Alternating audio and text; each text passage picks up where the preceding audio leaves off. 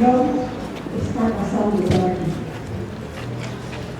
Escoltó un vaquero una tarde como esta.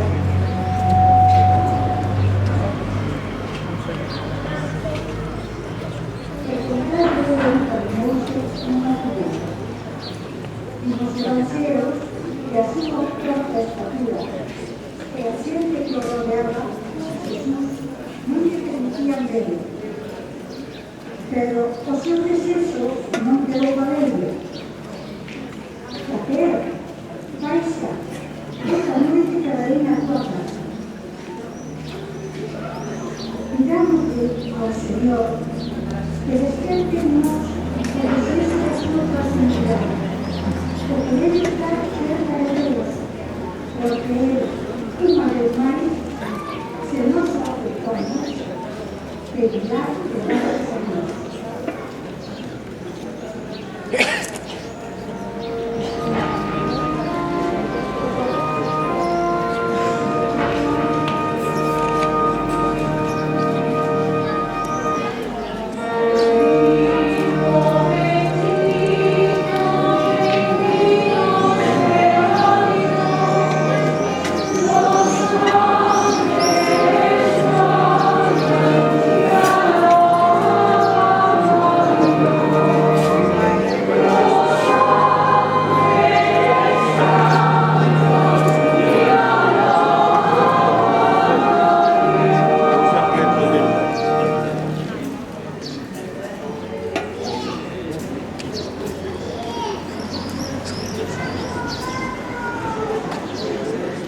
Señor Padre del cielo, aleluya.